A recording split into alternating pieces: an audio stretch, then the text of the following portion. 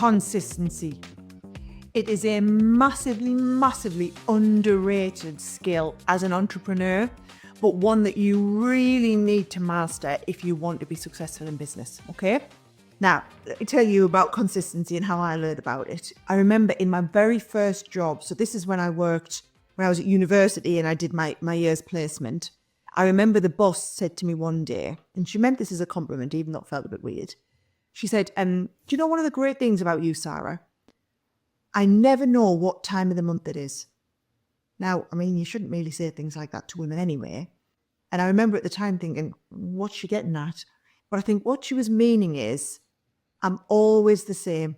I show up consistently. It doesn't matter what is going on in my life. It doesn't matter what time of the month it is. It doesn't matter.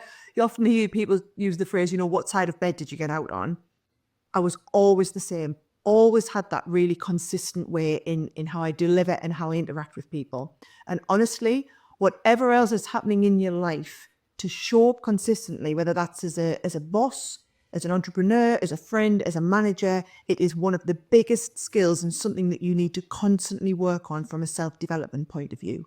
People respond to consistency because they know where they stand. That's the big difference, okay? So if you think about your staff can predict how you are going to respond to something if you consistently behave in the same way, right?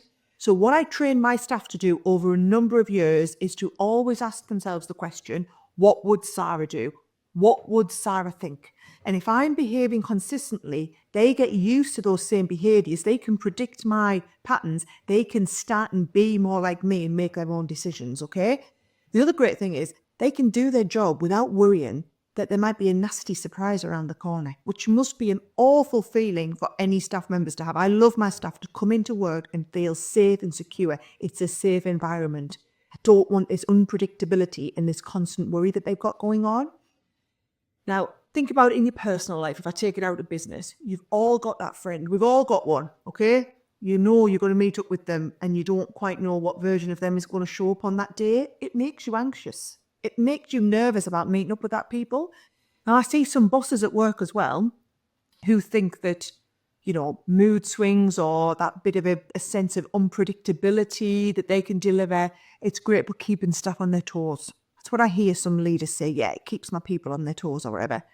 I couldn't disagree more. I think it's terrible for staff. If you think about your junior staff, they could potentially dread coming into work.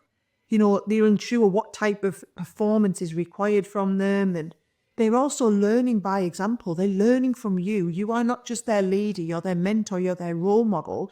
And then inconsistency, it feels like a power move on someone's part. Okay? So try and behave consistently, because consistency really empowers those that are around you, right? Whether that's as a manager, a friend, a parent, okay?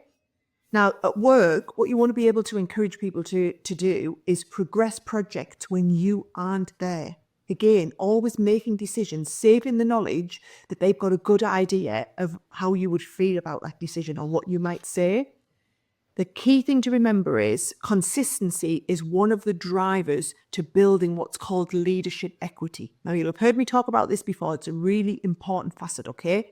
Leadership equity is something that you earn with your staff. You can't buy it, you need to earn it and build it up. And it takes time, many, many years to really build up strong leadership equity.